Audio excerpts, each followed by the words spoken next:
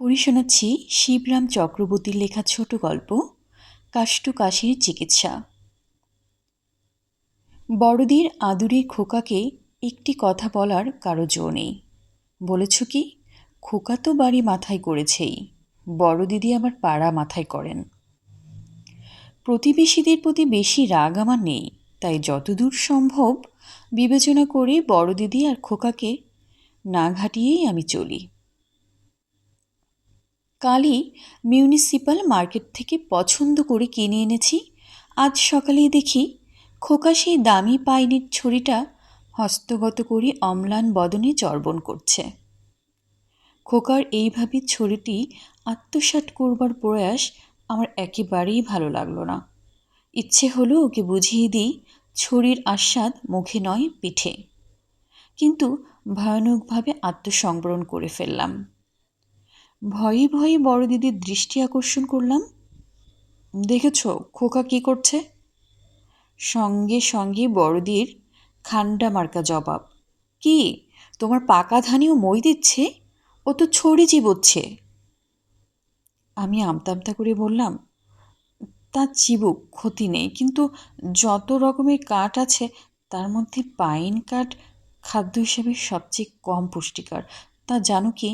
তাছাড়া এখন চারিধারে বিভিন্ন রকম হুপিং কাফ হচ্ছে।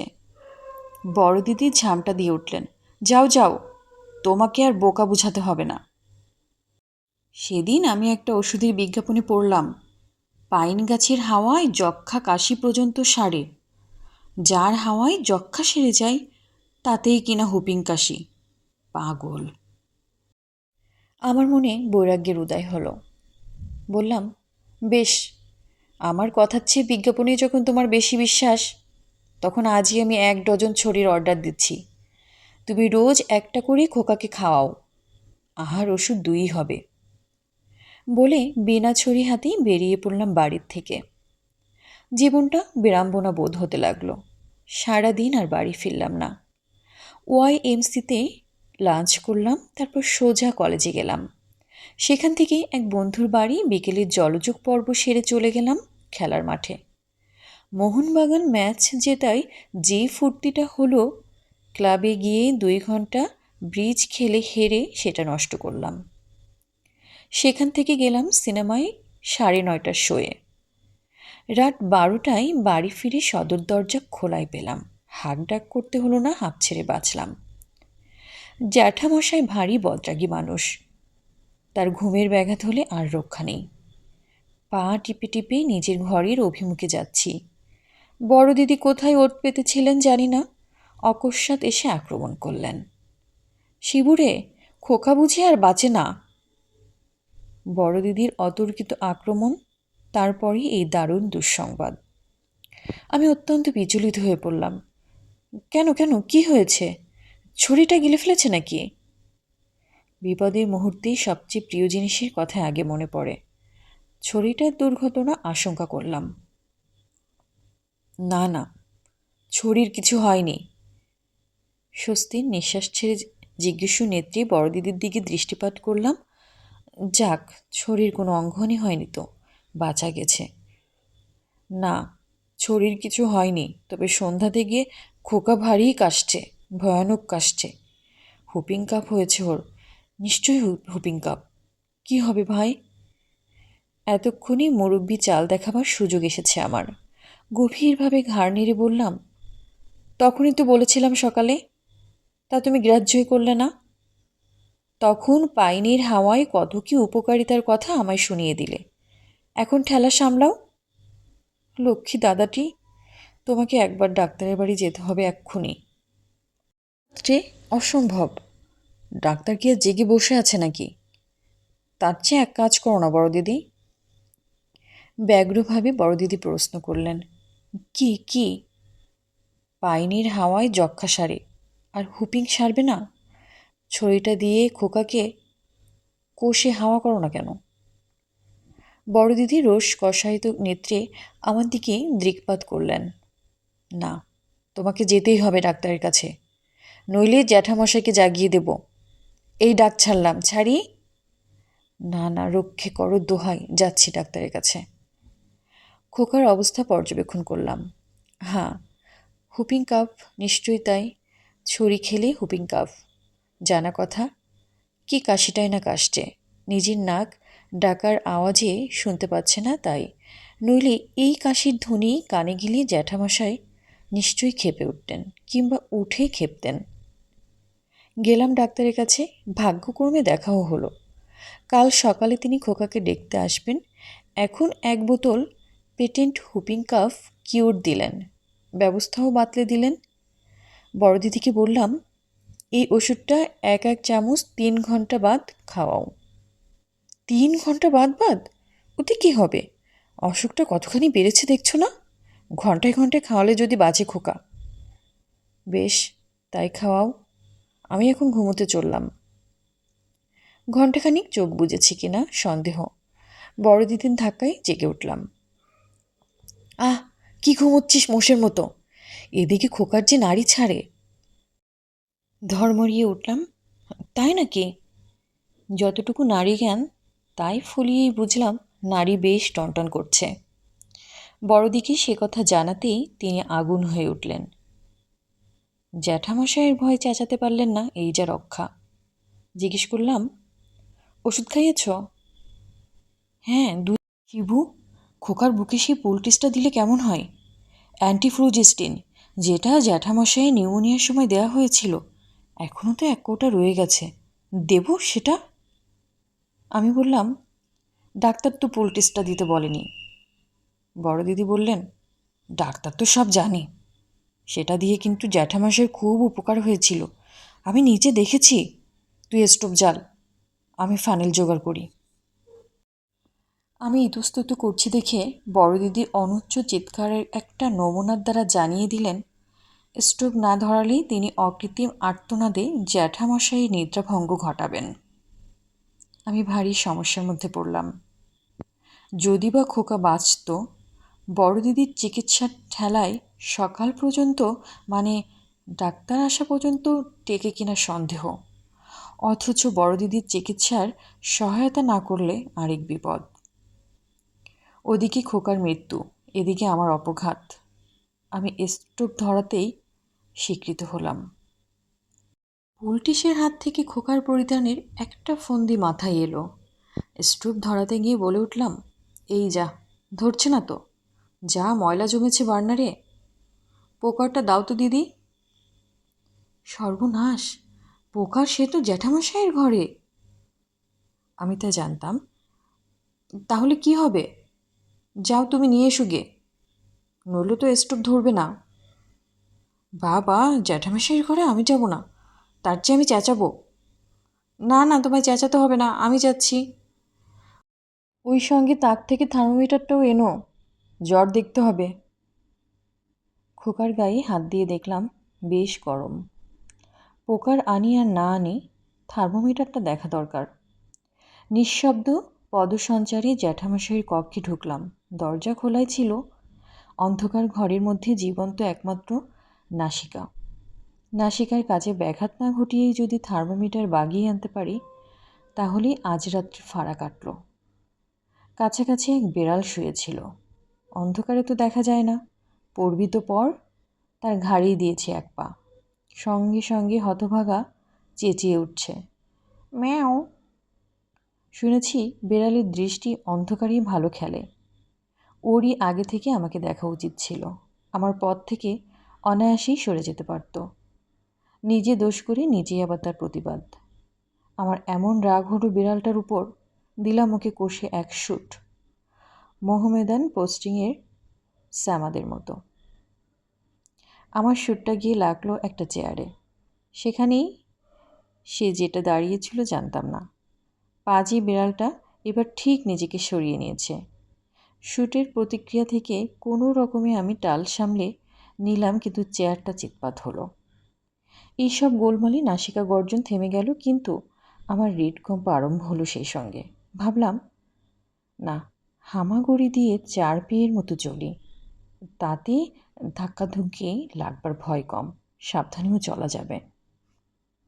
জ্যাঠামশাই নিদ্রা এবং নাসিকা গর্জনের হানি না ঘটিয়ে নিঃশব্দে থার্মোমিটারটা নিয়ে বেরিয়ে যেতে পারবো। একটু পরেই আবার নাক ডাকতে লাগলো। আমিও নিশ্চিন্ত হয়ে হামাগুড়ি প্র্যাকটিস শুরু করলাম।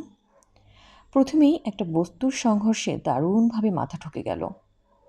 হাত দিয়ে অনুভব করলাম ওটা চেয়ার। সব জিনিসেরই দুটো দিক আছে, সুবিধার দিক এবং অসুবিধার দিক। অন্ধকারে হামাগুড়ি অভিযানে পা সামলানো যায় বটে, কিন্তু মাথা বাঁচানো দায়ী।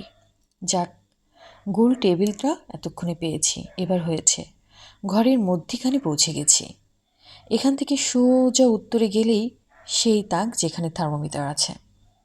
না তাকালেও পাবো। অনেকটা তো গুড়ি দেওয়া হলো, কিন্তু তাক কই? ভালো করে তাক করতে গিয়ে টেবিলটাকে পুনরাবিষ্কার করলাম। এবার মাথা দিয়ে এবং রীতিমতো ভরকে গেলাম। এ কি, এখনও আমি ঘরের মধ্যিখানেই ঘুরছি? আহত মাথায় হাত বোলাতে বোলাতে ভাবতে লাগলাম কি করা যায়। নতুন উদ্যমে আবার যাত্রা শুরু করলাম। এই তো টেবিল, এই একটা চেয়ার, এটা জ্যাঠামশাইয়ের পিকদানি। ছি, যাকে হাত সাবান দিলেই হবে। এই তো দেয়াল, এই আরেকখানা চেয়ার, এই গেল গিয়ে সোফা। এ কি, ঘরে তো একটা সোফা ছিল বলেই জানতাম না। এবার হতভম্ব হতে হলো আমাকে। যে ঘরে দিনে 10 বার আসছি যাচ্ছি, তাতে এত লুকানো সম্পত্তি ছিল জানতাম না তো। আর একটু এগিয়ে দেখতে হলো আরও কি অজ্ঞাত ঐশ্বর্য উদ্ধার হয়। এই যে, এ দেখছি আরেকখানা চেয়ার। ঘরে আজ এত চেয়ার আমদানি হলো কোথা থেকে? এই যে ফের আরেকটা পিকদানি। ছি ছি ছি, এই হাতটাতেও সাবান লাগাতে হবে। ছ্যা, না, এবার এগোতে সত্যিই ভয় করছিল। ঘরে আজ যেরকম পিকদানির আমদানি, তাতে আর বেশি পরিভ্রমণ নিরাপদ নয়। দরজাটা কোন দিকে? এবার বেরোতে পারলে বাঁচি। আর থার্মোমিটারে কাজ নেই বাবা। উঠতে গিয়ে মাথায় লেগে গেল, এই কোনখানে এলাম? টেবিলের তলায় নাকি? টেবিলটা তো ছোট এবং গোল বলেই জানতাম। এই যে, যেখানে যত ঘুরে ফিরি ততই মাথায় লাগে। ঘরের ছাদ নোটিশ না দিয়ে হঠাৎ এত নিচে নেমে আসবে বলে তো মনে হয় না। আমার দণ্ডায়মান হবার বাধা এই দীর্ঘ প্রস্থ বস্তুটি কি? এটাকে নিয়ে ঠেলে উঠব? যায় থাক কপালে। যেই চেষ্টা করা, অমনি সহসা জ্যাঠামশায়ের নাসিকাধ্বনি স্থগিত হলো। পরক্ষণেই তিনি চেঁচিয়ে উঠলেন, চোর চোর, ডাকাত ডাকাত, খুনে, ভূমিকম্প ভূমিকম্প, খুন করলো। ও বাবা, আমি জ্যাঠামশাইয়ের তক্তপোষের তলায়! কি সর্বনাশ! তাকে শুদ্ধ নিয়ে উঠবার চেষ্টায় ছিলাম। এখন ওকে অভয় দেয়া দরকার, বোঝানো দরকার চোর নয়, ডাকাত নয়, ভূমিকম্প নয়, অন্য কিছু, নগণ্য কিছু। মেয়ে সুরে ডাকলাম, মিয়াও। জ্যাঠামশাই যে খুব ভরসা পেয়েছেন এমন বোধ হলো না। এবার গলা ফুলিয়ে ডাকতে হলো, ম্যাও। বড় দিদি হারিকেন হাতে ঢুকলেন। জ্যাঠামশাই ভীতু বিহ্বল কণ্ঠে বললেন, দেখো তো শশী, আমার তক্তপোষের তলায় কি? বড় দিদি আমাকে পর্যবেক্ষণ করে আশ্বাস দিলেন, ও কিছু না জ্যাঠামশাই, একটা ইঁদুর, আপনি ঘুমোন। মশাই সন্দেহ ভরা স্বরে বললেন, ইঁদুর আমার চৌকি ঠেলে তুলবে? ইঁদুরে এত জোর? এ কি হতে পারে? বড় দিদি বললেন, ধাড়ি ইঁদুর যে। ধাড়ি ইঁদুর? একটু আগে বেড়ালের ডাক শুনলাম যেন। বেড়াল ইঁদুর একসঙ্গে? ওরা যে খাদ্য খাদক বলেই আমার জানা ছিল। যাকগে, আলোটা নিয়ে যা আমার সামনে থেকে, ঘুম পাচ্ছে। সঙ্গে সঙ্গে আবার জ্যাঠামশাইয়ের নাসিকাবাদ্য বেজে উঠল। বড় দিদির আড়াল দিয়ে আমিও বিপদসংকুল কক্ষ থেকে নিষ্কৃতি লাভ করলাম। বাইরে এসে হাঁপ ছেড়ে দেখি ভোর হতে আর বাকি নেই। সুদূর আকাশেই মুক্তাভা দেখা দিয়েছে। রাত 2টো থেকে ভোর 5টা এই ঘরে আমি কেবল ঘুরেছি। পায়ে মিটার বাঁধা ছিল না, নইলে জানা যেত কত মাইল মোট ঘুরলাম। 3 ঘন্টায় 30 মাইল তো বটেই।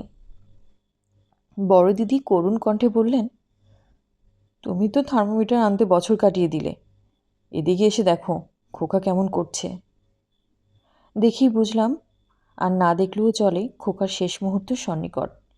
যে সময়ে আমি এন্ডিওরেন্স হামাগুড়ি রেকর্ড সৃষ্টি করছিলাম, আমার ভাগ্নির অদৃষ্টি সেই সময়ে অন্যবিধ এন্ডিওরেন্স পরীক্ষা চলছিল। দেখলাম বড় দিদি নিজেই কোনো রকমে স্টোভ ধরিয়ে নিয়েছেন। ইতিমধ্যে দুবার খোকার বুকে পুলুটিস দেয়া হয়ে গেছে। ওষুধের দিকে তাকিয়ে দেখি গোটা বোতলটা ফাঁকা। ওষুধের কি হলো জিজ্ঞেস করতেই বড় দিদি জানালেন, 10 মিনিট অন্তর 1 চামচ করে খাওয়ানো হয়েছে, তবু তো কই কোনো উপকার দেখা যাচ্ছে না। আমি বললাম, উপকার দেখা যেত যদি খোকার বদলে তুমি খেতে। হাত টিপে দেখলাম, কিন্তু খোকার নাড়ি পেলাম না। খোকার আর অপরাধ কি যে 1 বোতল হুপিং কাফ কিওর ওকে উদুরস্ত করতে হয়েছে? তাতে কি আর ওর নাড়ি ভুড়ি হজম হতে বাকি আছে? তাড়াতাড়ি ডাক্তারকে ফোন করলাম। আমাদের খোকা মারা যাচ্ছে। পায়জামা পরেই ডাক্তার ছুটে এলেন। পরীক্ষা করে বললেন, না, মারা যাচ্ছে না। তাছাড়া এর হুপিং কাফই হয়নি। দেখি বলে খোকার গলার কাছে সুরসুরি দিতেই খোকা বেদম কাশতে শুরু করলো এবং কাশির ধমকে বেরিয়ে এলো সূক্ষ্মতম একটা জিনিস। হাতে নিয়ে ভালো করে দেখে ডাক্তার বললেন, এ তো পাইন কাঠের টুকরো দেখছি। খোকা বোধহয় পাইন কাঠের কিছু চিবাচ্ছিল, তার ভগ্নাংশ ভেঙে গলায় গিয়ে এই কাণ্ড ঘটিয়েছে। ক্ষুব্ধ কণ্ঠে বড় দিদি বললেন, হুপিং কাশি নয় তাহলে এটা কি কাশি? বড় দিদির ক্ষোভের কারণ ছিল সমস্ত রাত ধরে একসঙ্গে হুপিং কাফ, নিউমোনিয়া এবং সর্দি বমির চিকিৎসার পর সেই প্রাণান্ত পরিশ্রম ব্যর্থ হয়েছে। জানলে কান্না দুঃখ হয়। আমি উত্তর দিলাম, এক রকমের কাষ্ঠহাসি আছে জানো তো বড় দিদি, এটা হচ্ছে তারই ভাইরা ভাই, কাষ্ঠকাশি। অনেক ধন্যবাদ এতক্ষণ আমার সঙ্গে থাকার জন্য। ভালো থাকবেন।